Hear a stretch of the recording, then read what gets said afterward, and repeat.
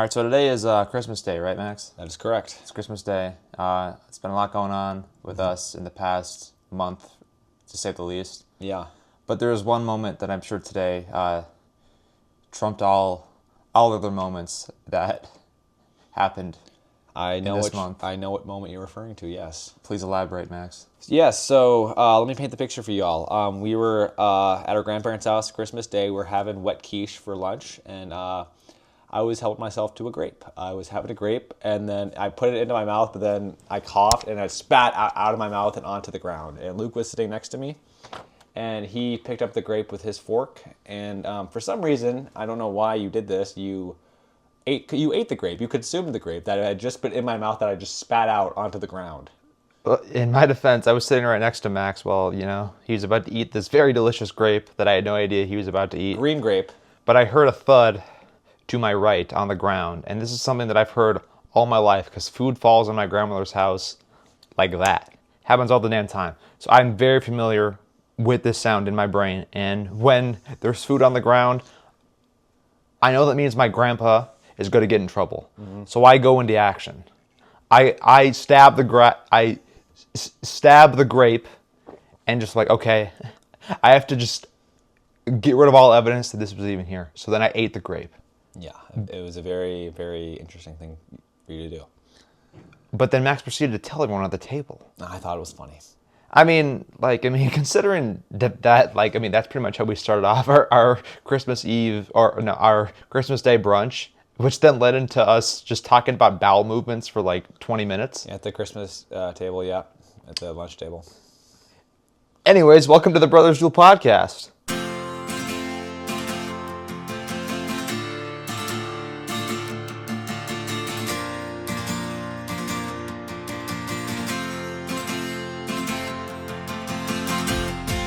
No, bro. Oh, that's good stuff. Don't be a square. Go on Carver back then. All of us lone wolf sigmas have to stick together. Whoa. Waylon. I thought you were saying to be taking it easy, man. Oh, yes, I was gliding. Yes, my child. I will lead this room. All right. 3, 2, 1, action. My name is Luke Rekela. And my name is Max Jasper, just to chime in here. Yeah. So this is our first episode of our podcast that we hope to be doing probably once per month, maybe twice per month. We'll have to figure it out. Yeah. See how things shake out. But this is the first episode. I have with me Max Jasper, who is the co-CEO of Brothers Duel Studios, as am I, the co-CEO. Are we calling it studios or productions? I'm calling it studios. I think productions, but we can talk about that later. Why productions? I think Brothers Duel Productions just has a better ring to it than Brothers Duel Studios, because we're not a studio. We don't have a studio. We have productions. We made productions. Max, we are literally sitting in our studio.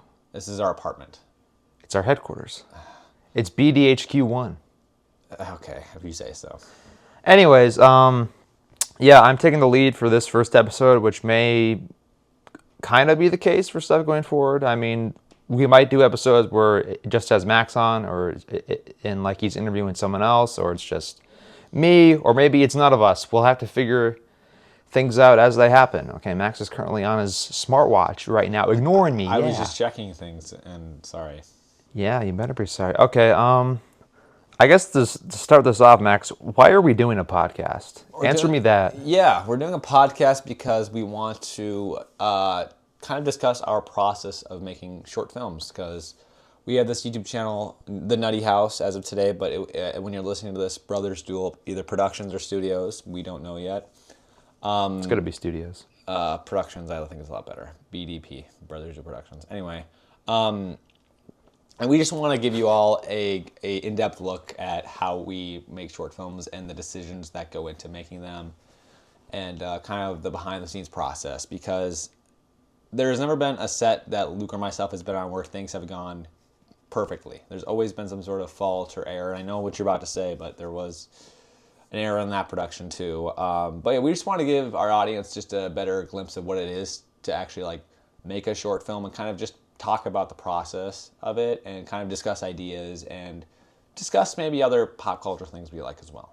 Yeah, and it's really just for the people who have been watching our stuff for the past, 5 years since 5 we years, made. yeah. The channel is about 5 years old. Yeah, and like Oh, 6 years old actually. 6 years old. 2019. and like I mean, we've made a lot of stuff from possum capturing videos, which of course we're going to talk about. Yeah. In this episode, we're just going to cover our origin story but yeah, so I guess before we get started, we don't really have a lot of social media right now. No. But we do have a website, so I'm going to just tell you all the website. It is Brothers Duel Prod uc.wixsite.com/brothers-duel-prod uc. Okay, if you don't want to type all that into your browser, there will be a link to it in the description of this podcast. So wherever Yes. you're watching this, you can just find our website through the link. But I thought I'd be, courteous to our blind listeners. Yeah. That's very good. Very good. And we're gonna probably try and get this podcast on Spotify. Spotify and YouTube for sure. I'm still trying to figure out the logistics of Apple Music and how we can get a podcast on there. I'm sure there's a way. What other there's Spotify and there's SoundCloud, baby. is that a I don't know. I think it's Is that a that's podcast for, like thing? emerging rappers. Maybe if we have an emerging rap character, we'll do that. maybe Waylon Stone will get on SoundCloud. Maybe. But yeah, so that's pretty much that'll do it for an intro here. Yeah. I'm just looking at my notes here. Part 1 is going to be our origins. We're going to talk about why we started making films and when we started making films. Yeah. So Max, I'm going to ask you, Yeah. when did we start making films? We started Or making videos. We started making videos as early as 8 years old. What is your earliest I guess memory of a film I that think you've we made? even go back to it. We used to make these little videos with the neighbor girls, and we would film ourselves doing these stupid things. We all had different characters that we'd play.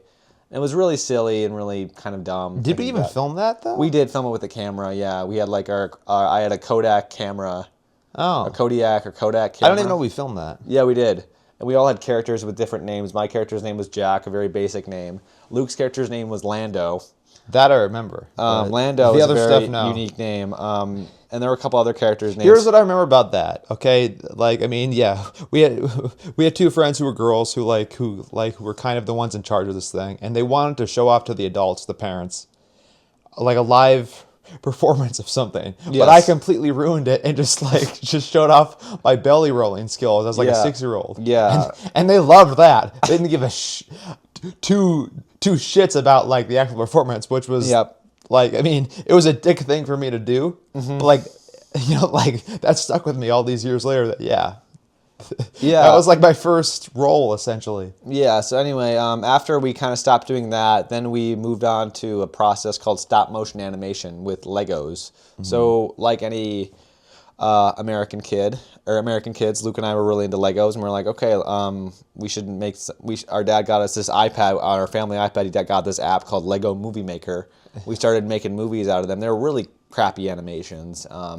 We started doing that, and then we progressively became more and more involved in it, and we eventually started using our camera for it, our Kodak camera.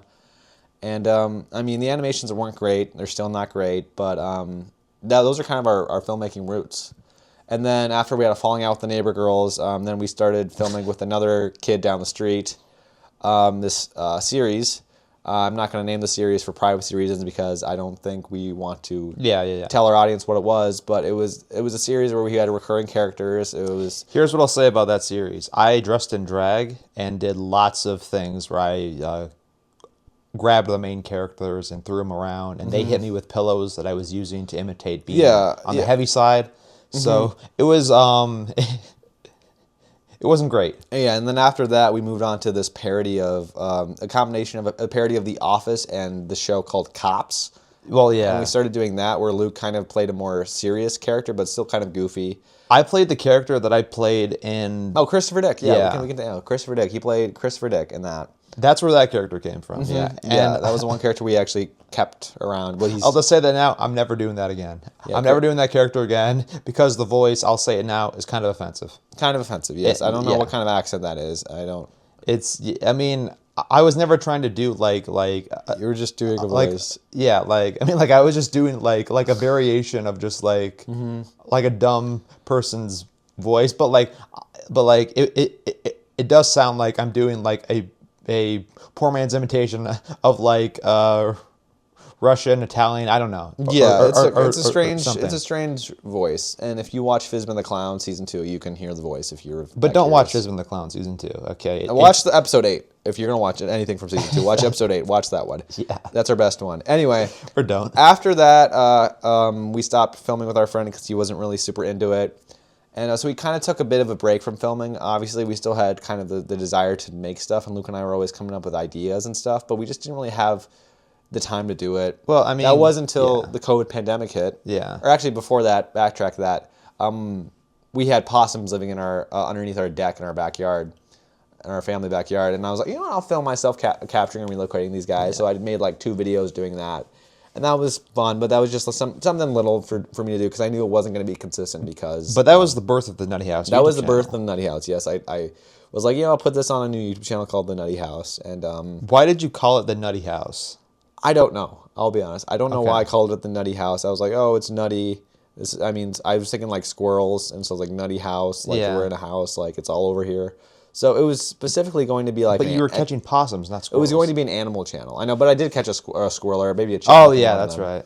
But it was going to be an animal channel where I just did animal stuff. channel. I was inspired by... iDubbbz TV 2, yeah, where he captured and relocated squirrels. So it was the Save the Squirrels initiative. I was inspired by that. Yeah.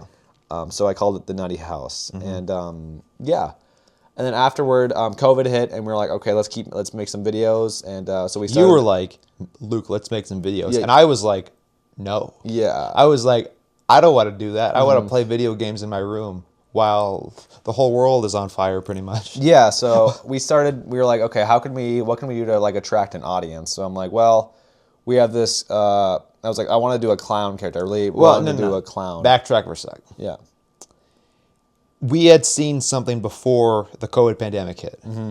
Tim and Eric's Awesome Show, mandatory world tour, right? That is correct, yes. We saw Tim and Eric live, thanks to our dad. And Max, that left a huge impression on you, right? It really did, yeah. I really got inspired by their comedy and just how weird they were. Yes. And kind of like how just bold they were. And I was like, these guys are geniuses. And I know a lot of people our age probably wouldn't think that. I think they'd probably like, oh, these guys were awkward and weird. But I thought that sense of humor was just so unique and so funny. I'm like, okay, I want to bring that to our channel. I want to bring that alive in a video somehow. And then they had this skit where they went on Stephen Colbert, where they were promoting one of their tours called Tim and Eric's Clown Town. Stop right there. We will get to Fizbin the Clown. But you did something before that, didn't you? Did I? What did I do? You cooked.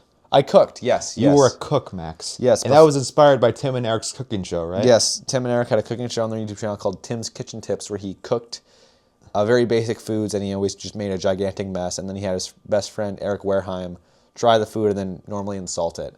So I started this series on my channel called Cooking with the Nutty House, where it was just me, Luke filming me in our parents' kitchen, me cooking terrible foods, making giant messes, and then...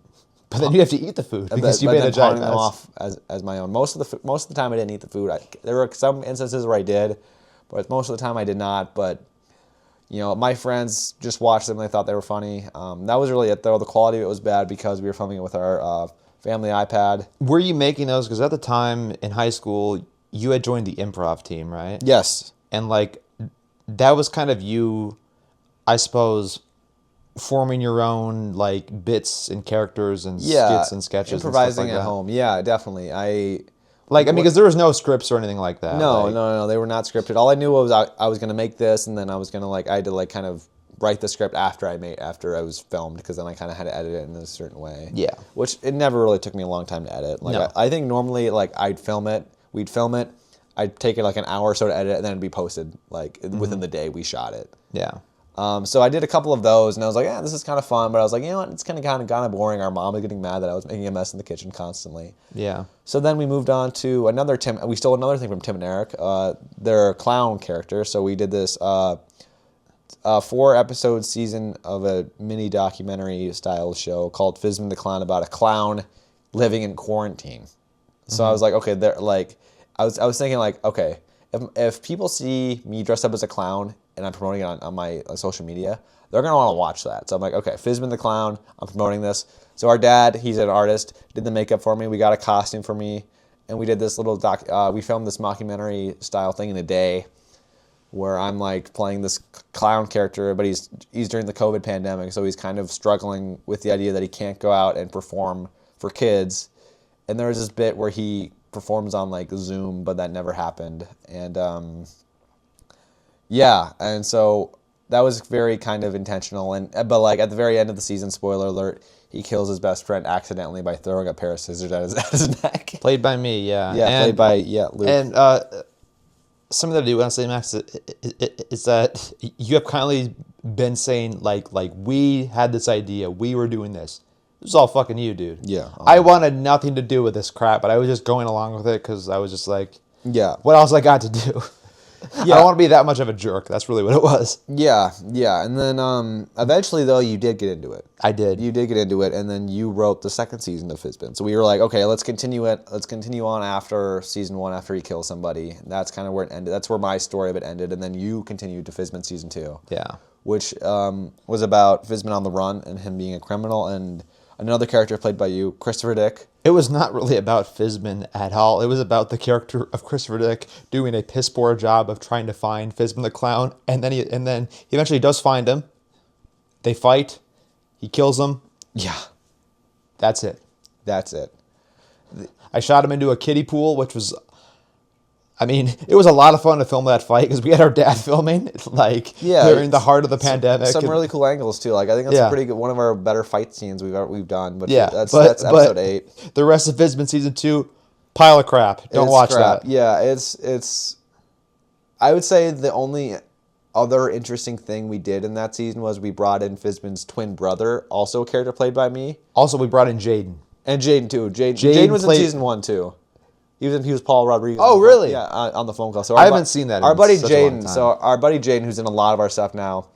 I put this thing on my Snapchat. I'm like, hey, is anyone interested in being in any videos? Nobody responded except for Jaiden. Jaiden said, yes, I would love to be in something. So we're like, okay, well, let's put Jaiden in Fizbin season 1. So he plays Fizbin's like kind of boss character who's like, oh yeah, I got this birthday party coming up, you know, and so he does that whole thing. And then in season 2, he comes back again in a cameo role where he's talking to Luke's police officer character about Fizbin's whereabouts. But yeah, Fizbin season 2, we did an interesting thing where we brought Fizbin's twin brother in, but then again, Luke's cop character kills him immediately after meeting him, and then nothing else happens after that. Well, I'm pretty sure we had ideas for season 3. Yeah, we had crazy. We had some really insane ideas. I for wrote a third season. like 4 scripts for like a season 3, which I still have on some Google Drive somewhere. Yeah, season 3 would have been insanely offensive, I think, with content. If I can remember like what it was in a rough sense, the first episode would have started off with like this doppelganger, this twin character of Fizbin.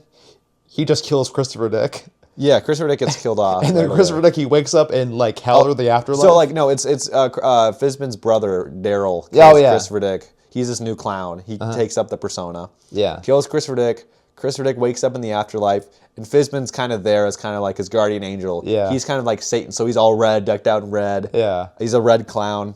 And he's Christopher Dick is in the afterlife trying to get back to the overworld. Mm-hmm. And he has to speak with Jesus and God and Moses to do that. And obviously, at the time, Luke and I had no idea about anything biblical or anything story. We had one friend who were like, "Man, he'd be good to play Jesus in something." So then we just wrote this part for him, but we never ended up doing it. And I'm so glad we didn't do it because. How did it end though? Do you remember? Like, I think it ended with Fizbin going to heaven.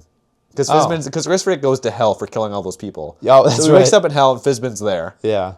And he wakes up in hell, and so he's walking around the afterlife. He walks around hell, he meets Satan. Satan's like, you know what, I can send you guys up to heaven.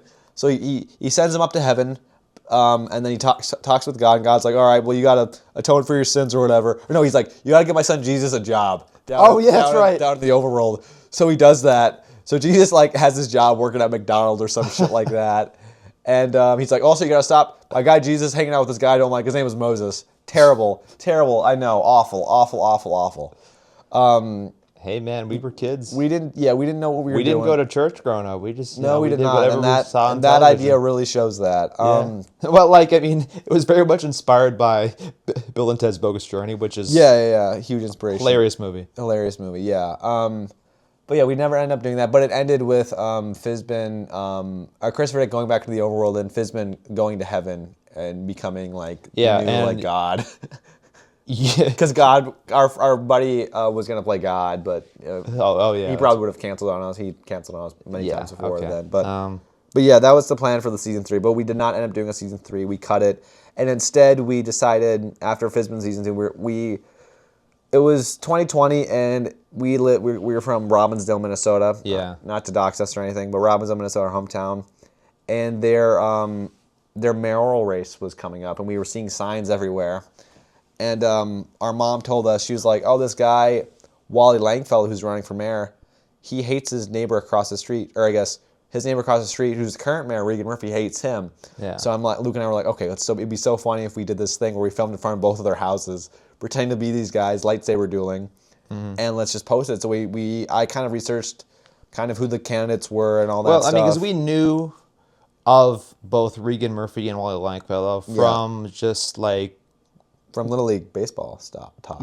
Yeah, I mean, just growing up in Robbinsdale, they were, like we had known Regan Murphy through like a neighbor friend we had at the time. Those girls, yep. And then Wally Langfellow, I'm pretty sure we had heard that like he had like a garage thief, and like there was like a standoff with like the Robbinsdale PD at some point. So it was like, oh, okay, that was interesting. So yeah, we were like, oh, it'd be so funny if we filmed in front of both of their houses. And, and like we didn't have permission to do that. We just fucking did it. Yeah, we weren't like on their lawns or anything. We kind of were just like right on the street by their house. So it's like they live across the street from each other, but like they live by a park. So we were like in the middle of the park where it's like you could see both of their houses. Yeah. And there's a shot in there where it looks like I'm coming out of his house. Yep.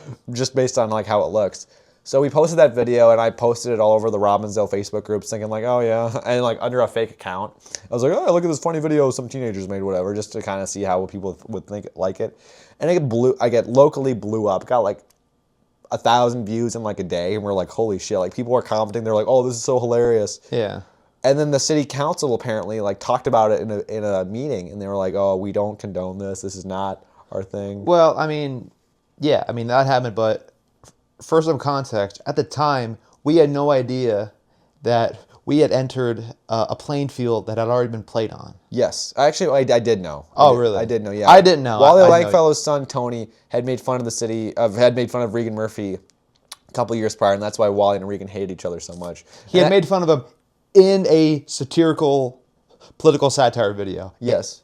Very similar, well, I mean... somewhat similar to the crap me and Max made, where like we had a water gun fight. Yeah. But his was more kind of like offensive, and I wouldn't say offensive, but like his was more like jabbing at Robbinsdale, where us was kind of like we were kind of like doing what SNL does with like the political candidates. Yeah, where we were kind of like doing a farce of it, where he was like really jabbing at Robbinsdale's like problems, and we weren't doing that. We never did.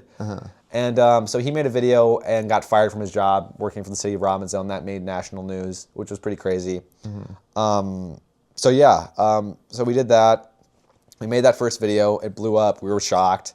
And then we made more. And then we were like, okay, we got to do a sequel to this. So we did a sequel. Nobody watched the sequel to it. We were like, crap. But then, this was my idea, that the sequel ends in like a cliffhanger. Yeah, where, like Regan Murphy, he traps himself in Wally Langfellow's bathroom after breaking into his house. Yeah. So then that has to get resolved in the third one. Yep. So we're like, okay, we have to do a third one now. Like we set it up for the second one. So the third one, Regan escapes the bathroom. He has a brief fight with Wally again. And then the fourth one. Well, the reason why we did the sequel to begin with was because in the first one they had a bunch of candidates who were available, but then there was the primaries. Yeah. And the primaries narrowed down to Wally Langfellow and this guy named Bill Blonigan who's in the city council. So the second one we're like, okay, the other candidates are eliminated, now it's just Wally and Blonigan. Yeah. And Regan was like, okay, I got to make sure that Wally doesn't win. So he breaks into Wally's house and locks himself in the bathroom. Yeah. And the third one, he escapes. And then the third one, we introduced the Jaiden candidate. Yes, David Aldrich, who played by Jaiden. So we're like, we got to get Jaiden in here somehow. So Jaiden played David Aldrich. So there was this Jaiden candidate named David Aldrich, real guy, who was like, I'm going to be a writing candidate because the other two candidates suck. He's like, he monitored the first debate between Regan and Wally, and he was like, this is terrible. They're both awful. I don't want to say that he said they were both awful, but he's like, I'm going in as a writing candidate, and everyone was like, oh, okay, so that made it interesting for us. So then we did this fourth one called Regan Murphy versus Wally Langfellow. That is where it really It really, yeah. So we actually titled it Regan Murphy versus Wally Langfellow. It was like, okay, yeah, this is a farce, but like we're going all in on this. Yeah, crap. we went all in. We had team ups, we had rivalries, and that one we filmed a bunch of alternate endings because we filmed that right before the like results came out. And Blondie ended up beating Wally, and so we used the Blondie ending for it. We posted it right after the results came out, and that one got pretty decent views. It didn't do as well as the first video, but it got pretty decent views because the production quality of it was pretty good for being filmed with an iPad. And the story was real tight. I mean, there's a lot of exciting stuff in there. Yeah, like, that's why I think it's one of my favorite ones we've ever made. Yeah, including the Brothers Duel ones. That one was that one's a lot of fun to watch. And then that was gonna be it. That was gonna we were gonna be done with that. We're like, okay, we're done with it, whatever. But then Whizbang Days came around in 2021, and I couldn't really help myself. I was like, okay, I think we need to end it in more of a wholesome way of maybe like Regan and Wally becoming friends. Mm-hmm. So we ended it in a wholesome way where they dueled by Crystal Lake, one of Robbinsdale's most popular lakes. And it was a happy ending. We were like, okay, we're not going to do this again. We're done with the characters. We just wanted to end it with Whizbang Days, the yearly celebration. We're like, okay, it's done with that. We're done with that. So we're like, after that, we're done with the Robbinsdale videos. We made a couple skits, comedy skits here and there. But yeah, we were like, okay, we're done with that. We're moving on. I was about to go to college, so I go to college. Yeah, we're all done. However, while I'm in college, one of the newly elected Robbinsdale City Councilmen, who we introduced in the Whizbang video, named Tyler Klein, gets arrested for a DUI for driving the wrong way on Highway 100. Mm-hmm. And so we're like, okay, we got to bring it back for another one. So we brought it back for a one. We were trying to do one, but then we're like, okay, we have so many ideas. Let's do two parts of it. You had so many ideas. I was kind of like, what? I mean, because I didn't not follow the Robbinsdale politics and stuff. I wrote all the. That was all you, Max. Yeah. Mm-hmm. Yeah. So I was like, okay, let's do it. But then I was like, there's so much more to the story because the case was constantly changing. So I was like, okay, there's Robbinsdale versus Tyler Klein part 1, which we did, and then over the summer we did part 2 because we had more time, but at that point I was like, okay, I want to end the Robbinsdale series. I was like, okay, we should end it here. So then I was like, all right, Tony's video had this guy named Dylan play a fake Regan Murphy. I was like, I want to get him on this. Yeah. And Spider-Man No Way Home had just come out in 2021, so I had him come in, kind of like how Andrew Garfield came in Spider-Man No Way Home. Spoiler alert if you haven't seen that movie. Yeah. And it's been enough time. You should have seen it by now if you haven't. And so I was like, all right, we got to bring him in. So we brought him in, and we ended part 2. I ended the Robbinsdale videos with Robbinsdale versus Tyler Klein part 2, and we ended that whole storyline. We're like, okay, we're done. We're gonna make different things now. We're gonna move on from political satire. We're done with it. And it kind of ended in a weird way, but it's a wholesome ending, I think. Definitely one that I think, looking back on it, could have had a better script, but it is what it is. I'm glad we were able to do it with that crew we did. I mean, I think at that time was our biggest production we had ever done. Yeah. Yeah, but that or The Outsiders. Yeah, which I'll rewind to that because after right before we did the Whizbang video, we were like, Luke was like, oh, we should do a parody. He pitched this to me at like 3 a.m. He's like, Max, we should do a parody of The Outsiders. And I was like, anytime Luke pitches me an idea, I'm always like, write me a treatment or write me a script, and then I'll check it out. Like, I just don't want to see it in writing. And so Luke, you whipped up a script in the night for the Outsiders parody. Mm-hmm. And like I look back at that script pretty recently, and we didn't really change much from the original script. Really? We kind of just stuck with what it was. Oh. Like, even like... Well, I mean, like, what I remember about that one is, of course, I was in charge of that whole day of shooting because I was directing it and stuff like that. And I was just making constant compromises because I was just struggling to keep everything It was a under tough control. shoot, yeah, because it was a one-day shoot. It was like 95 degrees out. Super hot, yeah.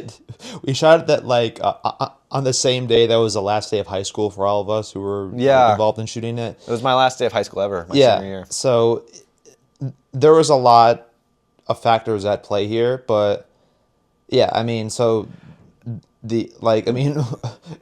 how did the original script end? That's what I want to know. It ended the same way. Like, it didn't. Yeah, it ended the same way. Like, it didn't. The end was SpongeBob crying over Ponypie's. Yeah, it ended that body. way. I think we didn't change much. Okay. I remember reading that script at first. I was like, this is hilarious. We got to do it.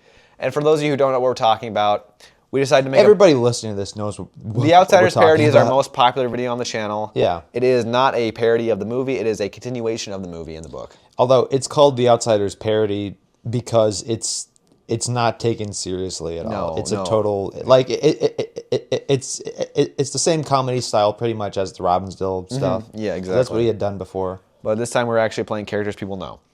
And so we posted it, people loved it, but it was just like, okay, got the normal amount of views. But then 2 years later, it blew up. A bunch of Outsiders fan accounts started finding it, and they're like, oh, I love it. Aha. Like, I got a comment on that video today. Like, we get comments on that video every single day. Soda pop, more like soft drink. It's the best comment on that video. But right now, currently, at the time of this recording, it has about 37,000 views, which is insane. Like, And it goes up every day. it does.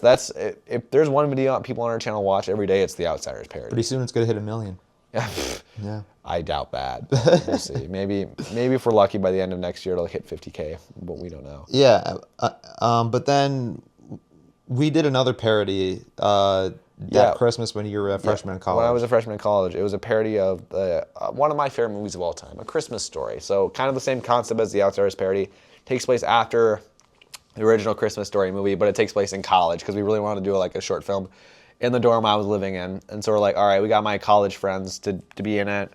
And that video, I mean, the acting in it is terrible by everybody, but it works out for what it is. Like, it's because they're they never like college cross-country athletes who are majoring in like agriculture and stuff or like that. They have no experience as actors. No, and that's probably the only thing they'll ever act in ever. Yeah. So it's like, it was kind of weird because we had cross-country guys, our cross-country friends in high school would act in our stuff, but they had been in a lot of our productions, so they kind of knew the drill. They kind of like, by the Outsiders parody, everyone kind of knew what to expect. Most of them were like in improv or something so like they kind of had experience performing. These college cross-country guys, zero experience performing. Like, it's just like... it shows. We could totally, like, the line delivery is so bad. Like, you could see them laugh. We were like, all right, fuck it. It's stuck! Help! It's stuck! I can't get it off! Yes. Who could forget that iconic line? But yeah, we did that one. And then, that one people still like to this day. Everyone who I'm still friends with at that college, they're like, oh, Max, I love that video. That's great. So I'm glad people are still enjoying that one. Because at the time I was like... It's one of my weirder performances. I'll tell you that as the old man. I mean, that is one of your weirder ones. The problem is Jane is a man. But yeah. But then after that, well, I mean, that of course leads to a short film that you, me, and Jaiden started in when we were just actors in it. Yes. Stakes is high. Yes. Old middle school friend of mine posted on a Snapchat. He's like, oh, I got cast in this short film. They're looking for other actors. So I swiped up on his Snapchat. So I'm like, oh, what's this about? Maybe I'll do it. Whatever. I'd never reached out to somebody about acting in something ever. So I was like, at that point, we'd only ever done our own projects. So I reached out to the director of the film, and I sent it. He was like, do you have an acting resume or headshots? And I was like, no. He goes, well, do you have any experience? I'm like, well, I have this YouTube channel called the Nutty House. So I sent that to him, and he's like, bro, my brother and I watched all your videos. You guys are hilarious. He wanted me, Luke, and Jaiden to play the leads. And we're like, whoa. I said yes immediately. Jaiden said yes, but you said no. I was like, why would anybody be impressed with the crap we've been making the past couple of years? Yeah. Who on earth would think that shit is competent? But it's like, I mean, now, having been in this game for like a couple of years, I get it. Yeah. I totally get why. And we were creative. David, the director of it, was like, yeah. We make consistent content. I think that was everything. Yeah. Like, we had a lot of videos on there. Uh-huh. I feel like every time we were done with a project, we were thinking about the next one. I feel like that's still the mentality today. Yeah. But Stakes is High, that one was a lot of fun for us because it was just me, Luke, and Jaiden playing these kind of Gen Z kind of modern characters who we really weren't in real life, especially me. We'll probably do like a whole podcast episode down the line just talking about all the shenanigans that went on during Stakes is High, because that has been like probably the most influential short film production Without a that doubt. me, Max, and Jaiden have And had. I think collectively, out of all three of us, we agree that it is the best project we've done with somebody else, where we haven't been like the leads behind production. Yeah, and like, I mean, without doing that, then like there's no Doppelgangers, because I'll just say it right now. Doppelgangers is a straight up parody of Stakes is High, and then of course the Weed Wizard is an even bigger parody of that. Yes, it is. So yeah. Anyway, after we did Stakes is High, that's when we kind of were like, okay, these guys are really interested in filmmaking. Let's start up this filmmaking crew with them. But they kind of ghosted us. Except the director of photography for that project, his name was Armand, was like, I'll make stuff with you guys. Yeah. So then I was like, okay. He gave us a bunch of recommendations to buy a camera. So me, Luke, and our parents split the camera price in 3 ways. We bought a Canon C100 Mark II, which we still use today. Yep. And Armand was like, oh yeah, he was super familiar on how to use it. He gave us all like the specs and stuff. So we all bought it. And then I was like, all right, let's just make something. Let's just make a test out of it. Yeah. So we filmed this little short film called Seeking Competition, which starred me and Luke, and Armand and I co-directed it. And it turned out, I think that honestly that's one of our, at the time of this recording, it was our best short film. Yeah. Sadly. I mean, it was our first one. It was a test. It's very simple, but like it is like, I mean, it's quick, it's snappy. So much of the credit goes to Armand because I mean, like he did a great job. Yeah, I mean, like he knew what he was doing then, he was and like contributing especially a lot of now. ideas. Like, I mean, we'll shout out like his Armand's his own startup, channel like, because like he's made 3 short films that they're are all very terrific. Yeah. They are all very atmospheric. They're all very good. Yeah. He's an excellent filmmaker, Yeah. and even better director of photography. Like he is, Yeah. I would love to work with him again. He's on a whole other level. Yeah. Anyway, after we did Seeking Competition, we did another film called Sunday Clown. Which But before yeah, I mean, like we shot Sunday Clown, but then after that, you uploaded a documentary. Yes. Called The Old Tetons. Yes, but I'm going to talk about the shoot. Or after that, so we shot Sunday Clown, which is this little goofy clown script I wrote. Yeah. That we shot with the camera, but I didn't really touch it because I was just like, I'll edit it some other time. But I never did. Luke ended up taking it over. But during that time, I took a gap semester from school, college, and I went on this hiking trip with my grandfather and his 2 friends, Jim and Gary. 2 older gentlemen. 2 older gentlemen to the Teton mountain range in Wyoming. And I filmed it on my iPhone 8, and I made a documentary out of it called The Old Tetons, and I showed that to everybody on Christmas Eve in our family, and they all loved it.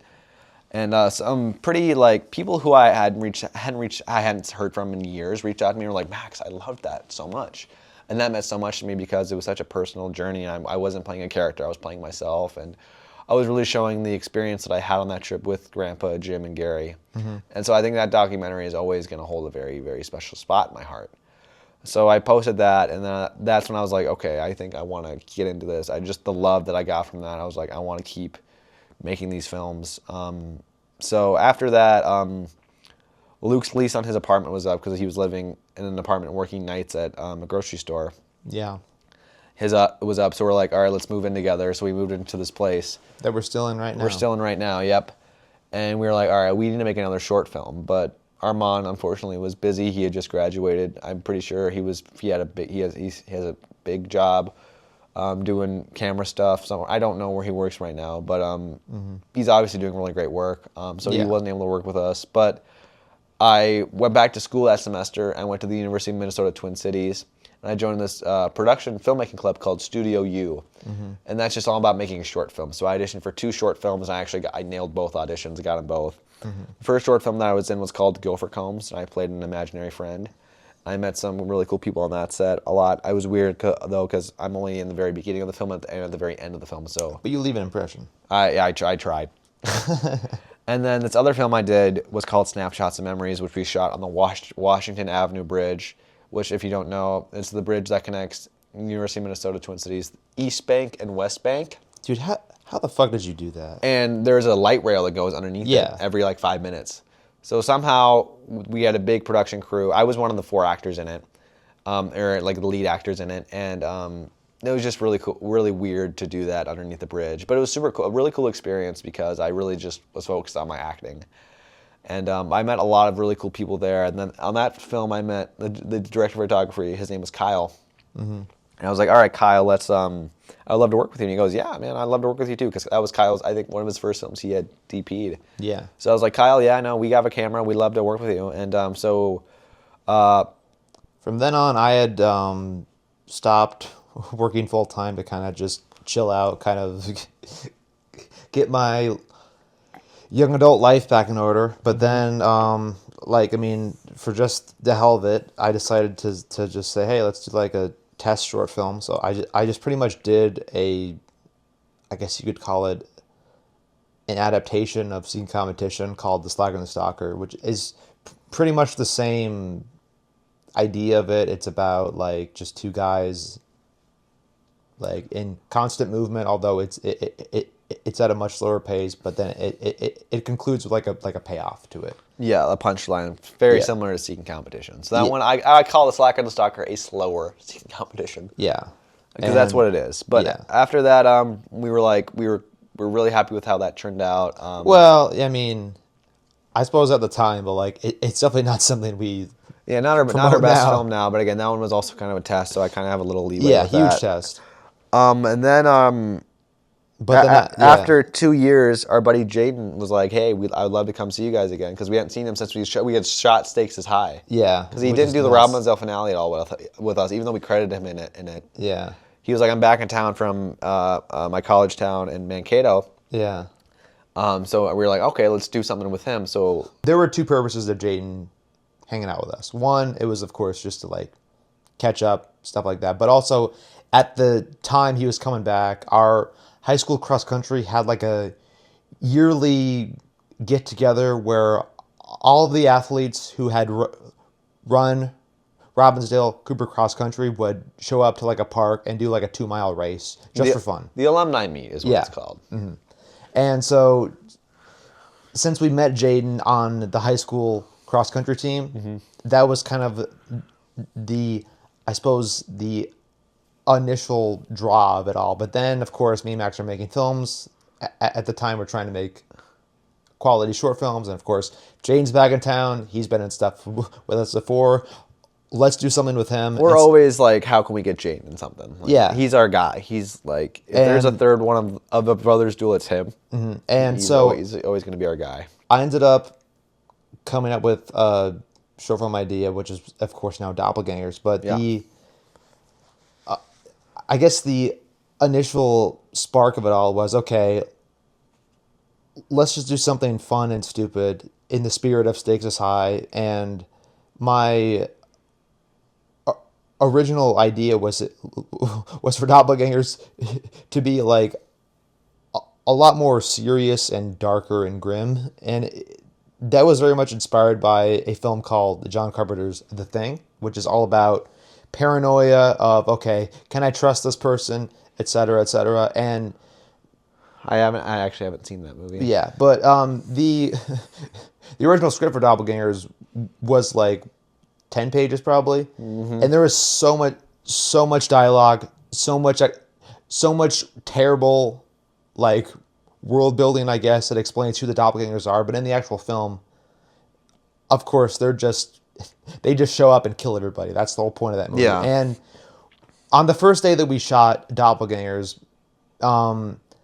we tried to stick to the plan, but it just was not working.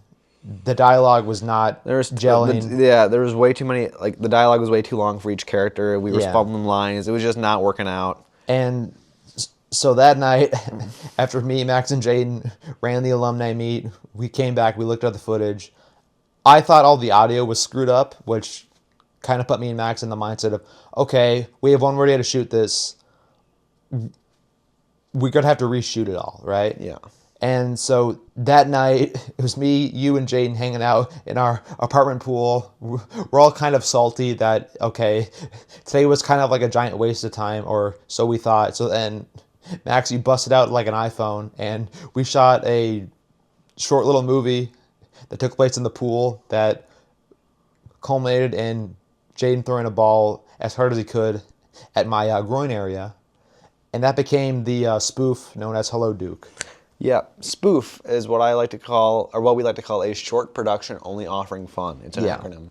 Mm-hmm. So yeah, we made that just because Luke and I was feeling very defeated after the day one of Doppelgangers. I was like, okay, we only have Jaiden in town for because he was still living in Mankato at the time. Yeah. I was like, we only have Jaiden in town for a certain amount of time, and if he's here and we fucked up the first day of shooting, let's at least get something in with him. So I was like, let's make this little spoof, Hello Duke. I directed it on the fly. I was just like, all right, do this, do that, do this. Yeah. And I had Luke edit it, and it turned into a silent film because there's this obnoxious fan that plays in the pool. So we couldn't, audio was unusable. Yeah. And so it turned into a silent film, and it turned out really well. Yeah. Luke actually started editing it after we shot it, and showed Jaiden and I cut it, and we were like, oh, hell yeah. And then that next day we showed up. I was just going completely off script and just was like, okay, here's the plan for Doppelgangers now. Jaiden, Max, and Luke Renstrom, who was the other actor in it, who played Tyler Klein in the Robbinsdale videos. I was just telling them, okay, guys, here's what you're gonna do for this shot, action, and then I just did that as fast as humanly possible, but then changed the idea to just being about, okay, the Doppelgangers are just picking off the main characters one by one because they're stupid stoners who were just eating handfuls of edible gummies like they're candy. Yeah. So that was Doppelgangers. I had a lot of fun doing it, but I had no idea what I was in for when I started to edit it. But I had some music in mind, which really helped me find the tone of it and the rhythm of And so then I pretty much had that fully edited like a month later. Yeah. And that just got me really hungry to make the next short film. And since it was fall out right now, that gave me the idea for our fifth short film called Carver's Curse, which was, that one used a lot more people who we had met from StudioU. Yes, yeah. Carver's Curse, it was supposed to be an assignment. I was going to use that film for my film production class I was taking at Metro State. I was like, yeah, I'll use Carver's Curse. But that one I think at the time had the most amount of issues, like production-wise. Like I mean, it's a solid short film, but there was initially so much more to it. Like, we had, I don't really know if maybe, I think we could film our own episode talking about the logistics and problems with that one. Like, I mean, in short, there was a part that was going to start and end the film. That was a huge joke on the fact that me and Max had previously helped out as film extras on a feature film about what? World War II. Yeah. That we showed up for like a day and left because it was a very tough 8 hours out in the Hudson, Wisconsin area at this abandoned Bugatti factory. Yeah, and to harken that back to like the stuff I had to cut from Carver's Curse, I mean, it just wasn't important to the story. And it did feature two people who we had met at StudioU. I just had to cut it for the sake of people's short attention span and just keeping like the film short tight. Films have to move and be constantly entertaining. So but Carver's Curse was really where our production woes really started to show in bright colors. Yeah, and I think that from that 1 week, because after you edited it, I was like, okay, this is not at all what it turned out to be.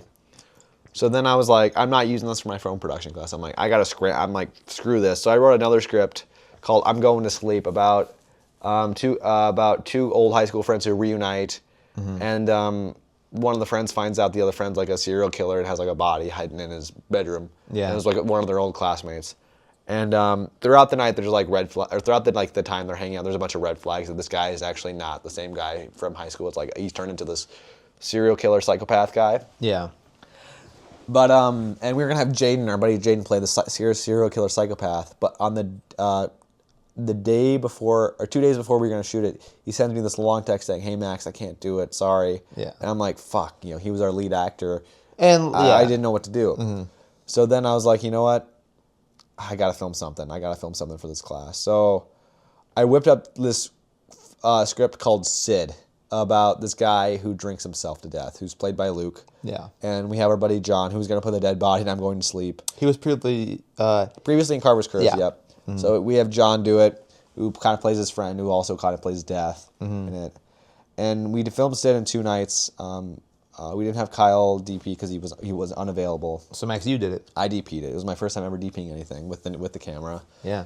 A year after getting it, and I didn't really know what I was doing. We were kind of just messing around in our apartment because it takes place all in our apartment, and then I edited it for class, and it was our first. It was kind of a shot in the dark for us because up until that point we had just made comedies. It was Pretty much. It was like Sid's a full-on drama. I mean, there are some comical parts to it, but like Sunday Clown was written to be a horror film. Yeah. But then once you let me edit it, you turned it into a comedy. I just was like, well, I prefer to make this a comedy because that's kind of what I know. So of course that's what it became. Yeah. So this was our first drama, and I edited Sid all myself. Yeah. I turned it into a drama, and that one I was like, I showed it to my class thinking I'm like, oh gosh, everyone's gonna hate it, but they all loved it, and they were like, oh, it's so good, Max, and they were all like tooting my horn about it and stuff. I was like, oh, thanks.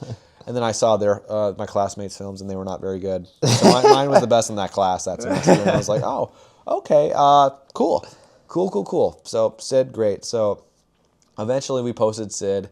I was pretty worried about how it was going to be received because up until that point, our audience had only seen us do comedies, and everyone loved Sid. Everyone was like, "Bro, this film is dope."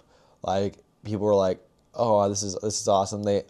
People who like had never reached out to me were like, "Oh, I love Sid, Max. This was great." Because it was something different, and I was like, "Wow, okay, and we can actually do dramatic stuff." I'm glad people like this. But then we made Kurt and Waylon, which was anything but dramatic. Yes, anything but dramatic. We made this film called Kurt and Waylon, which Luke wrote. Kurt and Waylon it was a very similar situation to Carver's Curse, where like, okay, there was a lot of things that weren't going great during the production, and then of course when I had to edit it, it was not it was not what I had in mind, but I kind of had to change it as I was editing it, and in doing that, I just turned it into what we call now an erotic comedy. Yes. And so I mean, it's definitely one of our stranger things that we've ever done, and like there's still like a lot of technical things that you and me, Max, just don't like about it, but that was like a major stepping stone because that's where like it became very clear that Jaiden and I were very comfortable as these two characters who were like friends and roommates, which is I mean, like now, I mean, going forward, those are going to be me and Jaiden's main characters going forward. Yep. And then after that was Phantom Leap, which was yet again another very experimental short film. It was kind of inspired by Hello Duke, the kind of spoof we were talking about earlier. And same thing with Carver's Curse and Kurt and Waylon.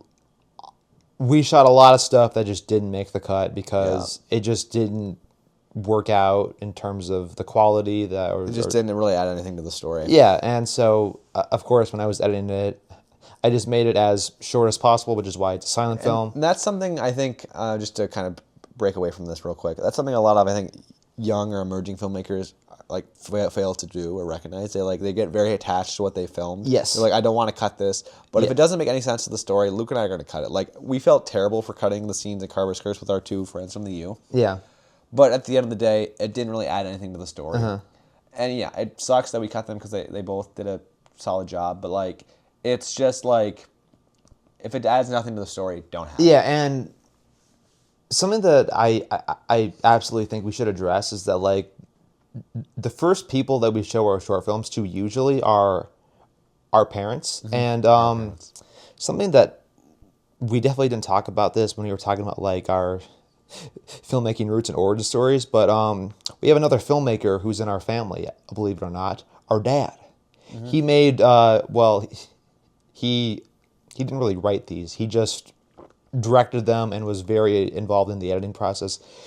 He did 2 short films that were kind of horror comedies, I guess. Yeah. I mean, they're pretty much parodies of like the slasher genre, like Friday the 13th. Like, okay, it's about a killer in a mask. He's killing these like these young people at night in the dark and stuff like that. Yeah. And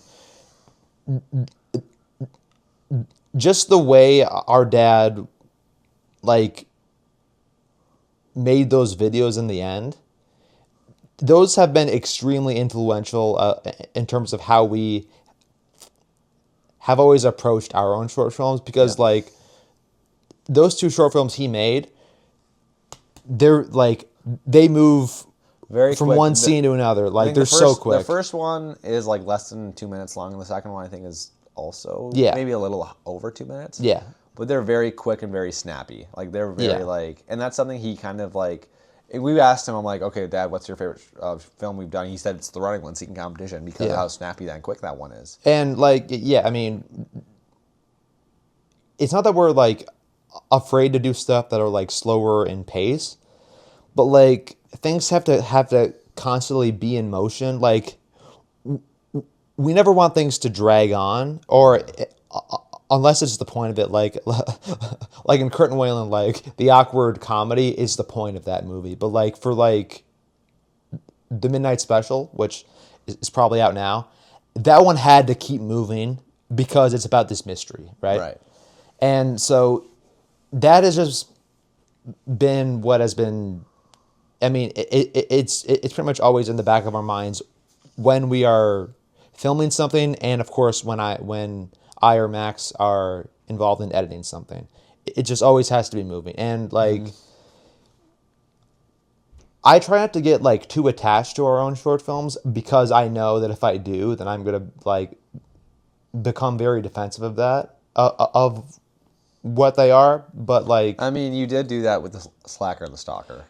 To a certain extent, but if I was up to me, that film would be cut in half. Yeah. And there's no reason for being 4 minutes. It should be 2 minutes. Believe it or not, I did cut it in half at one point. But like, you know what? That's in the past now. But then after that, we decided to do the 3rd installment in what we call the Edibles trilogy, The Weed Wizard. Yes, and just to kind of clarify what the Edibles trilogy is, it Yeah. is a trilogy of it has Sunday Clown, Doppelgangers, and the Weed Wizard. It's about characters who eat an ungodly amount of edibles, which are just not actual real edibles, by the way. They're fruit snacks. Yeah. And then have these kind of crazy hallucinations. So it's like, it's kind of like, again, it's a spoof of Stakes Aside, because in Stakes Aside you can see like a character smoking out of a bong and like actually like hitting stuff and everything. But in ours, like, we're not showing any of that. We're just showing the safest way of consuming THC products, weed products, but then we're making it seem like it's terrible. So it's a real polarization. Well, I mean, like, we're not making it seem like it's terrible, but like, we're just like, we definitely do not glamorize the use of it. No, but like, it's specifically for people who have like, who are stoned out of their mind. So yes, the Weed Wizard was our next project, and that one, it was an interesting time shooting that. That wasn't, I mean, that one was a giant swan song to like our experience with StudioU. And I mean, I'm assuming by now we'll have posted our cut of the short film That Goes Wrong. Yes. And so that's kind of what the Weed Wizard was built upon, that like, okay, all these friends that we've met helping out John on his documentary, The Short Film That Goes Wrong, we got to make something with all them before some of them go off and do other things, or like move or study abroad and stuff like that. So that was what the Weed Wizard was. But then on top of that, Max, you had the idea for it to be the 3rd installment in the Edibles trilogy. You sent me the script, and I was like, okay, we should end this kind of, it should be the same thing. Yeah. And we, on the short film That Goes Wrong, there were these 2 characters played by our friends Will and Jack. They were playing these goofy cop characters, and I was like, we got to get them in something. And so when you sent me the original script for The Weed Wizard, I was like, okay, we got to get these guys in here. And so they come in there. They come in there at the end. It's a really random thing. But it's and then they kill you, which is a total reference to Stakes Society. Spoiler. Yep. They kill you, and then, I mean, to this day, the Weed Wizard has been like, that first day that we shot, we had like, that was the most chaotic day. Yeah, like ever 10 people in our apartment. It was hot, but that first day.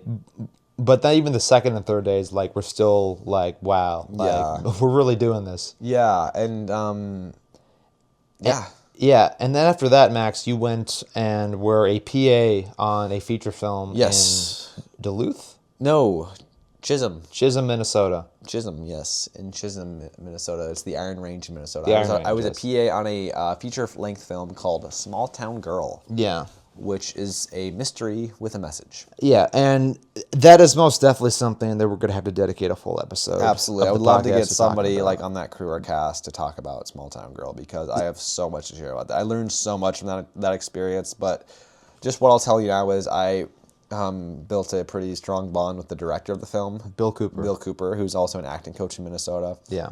And I learned so much, not even from him just like telling me about it, but just watching him direct. I just learned so much about how to frame a shot, how to direct an actor, just by watching him. Like I just learned so much from observing, but I also learned so much about how a set runs and functions and what should happen on a set and what definitely should not happen on a set, right? And it was such an instrumental experience for me that I just was like, it was the best. I stayed up there for three and a half weeks. Yeah. And it was the best 3.5 weeks of my entire life. It was so much fun. And I wouldn't have wanted to be anywhere else. It was an internship for school, so I got credit for it too. Yeah. That's right. It was awesome. My advisor really hooked me up with some wonderful, wonderful people, and I hope I can work with them all again. I would make a Small Town Girl 2. I'd make a Small Town Girl 3, 4, 5, and 6. I would do that. Yeah, I mean, I'm sure there's going to be a bunch of other opportunities coming up. I had such a wonderful time Very on that soon. set. I have nothing but good things to say about those people. Yeah. And I would love to dedicate a full episode to talking to a member of the cast or crew about that experience because it was tremendous. Yeah.